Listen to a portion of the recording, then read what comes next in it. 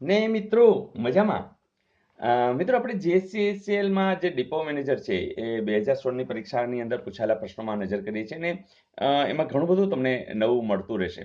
અ, વાત કંઈક આવી છે કે ઘડિયાળનો 1 મિનિટ કાંટો દર 10 મિનિટે 1 મિનિટ થંભાવી દેવામાં આવે તો મિનિટ કાંટાને એક ચક્કર લગાવતા કેટલો સમય લાગે. મિત્રો તમને ખબર છે ઘડિયાળનો કાંટો છે, હવે જોજો અહીંયાથી સ્ટાર્ટ થયો છે, બરાબર. મિનિટ કાંટો દર 10 મિનિટ એટલે અહીંયા 10 મિનિટ થઈ, બરાબર.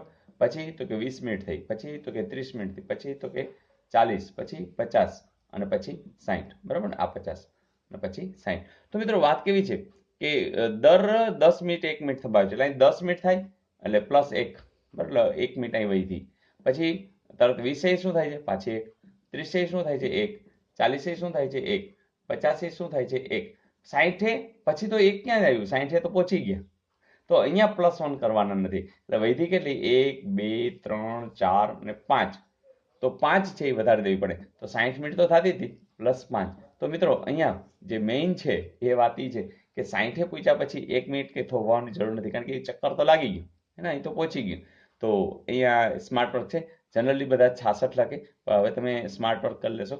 યસ, આમાં કેટલો આવશે 65. તો હમણાં તાજેતરની એક પરીક્ષામાં પણ આ પ્રશ્ન પૂછાયેલો, 2016માં પણ પૂછાયેલો. ધેટ મીન્સ કે ઘણા પ્રશ્નો રિપીટ થઈ રહ્યા છે એટલે ખાસ તો એ કે તમે જો આપણા જેટલા વિડીયોઝ છે એ પ્લેલિસ્ટમાંથી જોઈને જો પૂરા કરી લેશો તો મને લાગે છે કે તમે શ્યોર થઈ જશો, એક પણ પ્રશ્ન બહાર આવશે નહીં.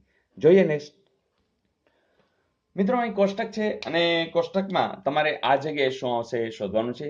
1, 3, 7, 5, 12, 14, 25. અહીંયા શું આવશે 28, 125, 192, 56. તો યસ, ટ્રાય કરો, વિડીયો સ્ટોપ કરો અને ટ્રાય કરો.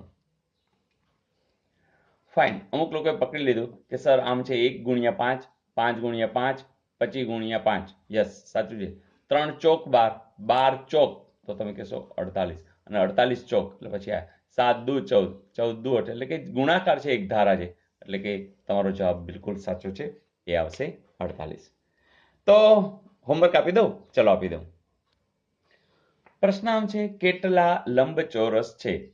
તો મિત્રો આ પ્રશ્નની અંદર તમને એક માહિતી આપી દઉં કે દરેક ચોરસ લંબચોરસ છે, અને યાદ રાખજો દરેક ચોરસ લંબચોરસ છે.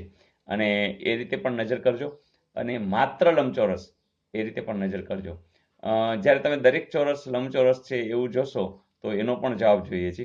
અને માત્ર લંબચોરસની જે પેલું છે એટલે ખરેખર તો અહીંયા ચોખવટ નથી એટલે આપણે ચોરસને પણ ધ્યાનમાં લઈ શકીએ, પણ એમાં મને લાગે છે વિકલ્પ તમને મળવાનો નથી. તો ઓકે, ટ્રાય કરો. તો દરેક વસ્તુ અહીંયા હવે તમારું લોજિક પાવરફુલ છે અને તમે જવાબ આપી શકશો. તો મારે એવા લંબચોરસ જોઈએ છે કે જે ચોરસ પણ છે, હે ને, દરેક ચોરસ છે એ લંબચોરસ છે.